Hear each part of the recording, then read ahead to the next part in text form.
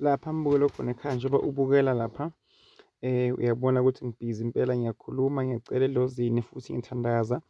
Ngiyalibhekela zonke iy'nkinga engibhekane nazo nale engifisayo empilweni yami, nale engifuna ukuba nakho ngoba idlozi liyakuzwa mbukelo khona ekhaya uma ukhala ucela kulo, futhi noNkulunkulu uyakuzwa uma ukhala ucela futhi nakuye. Ngesikhathi kukuhle nakukhona ucele ujabule ubonge, nakukubi uzokwazi ukuthi akuzwe noma ukhala noma ucela. Ungalindeli kokuthi kuze kube kubi bengikhali wena uzokhala mbukelo khona ekhaya. Ngiyo into efike isimoshe kakhulu kuphi ey'ntweni zethu ezenzako. Once saphumelela siyakhohlwa ukuthi siphumele kanjani. So lapha ngiyachaza ukuthi lo msebenzi lo bayakhumbula abantu abadala ukuthi ngawuthola kanjani futhi ngavunyelwa ngubani ukuthi ngize ngiwenze ngokusemthethweni.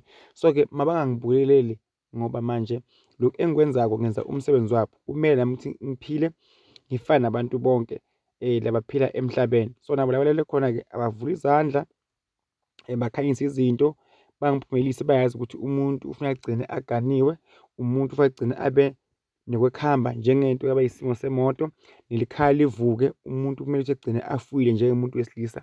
So-ke bayazi ukuthi futhi ngimuntu obuye athandaze, okhonza ebandleni laseZayoni, ngimuntu futhi onebandla ophethe abazalwane. So kumele bazane bakhulekise abazalwane baphile, bajabule, kuvuleke into zabo, nakimi kuvuleke amaphupho, kube nekhanya. Lapho ngingenzi khona kahle ngifethu nalo idlozi ukuthi lazi ukuthi emaphutha ahlala kubo abantu futhi lingixolele ngikwazi ukuthi ngilungise izinto umbukelo okhona ekhaya. So-ke nawe umbukelo okhona ekhaya ubuke lena vidiyo bese nawe wenza okuthile la ukhona khona njengamanje, ukwazi ube khona ezikhanyayo phezu kwempilo yakho, ulungise amaphutha, ungafuni kutshelwa ngabantu ukuthi la u-wrong, la u-right. Ufuna uy'bone, uyabona-ke manje angisenzi kahle kuze uzokwazi ukuthi kube nekukhanya empilweni yakho umbukelo khona ekhaya. Ngaphandle kwaNkulunkulu nedlozi ngeke ufike ndawo umbukelo khona ekhaya. Inkosi ikubusise, usabukela amavidiyo ami ungifonele, ngitholakala ePitif eMpumalanga. Inkosi ikubusise, ngikhona futhi lapha next to Mamponya Mall umbukelo khona ekhaya. God bless you, I love you.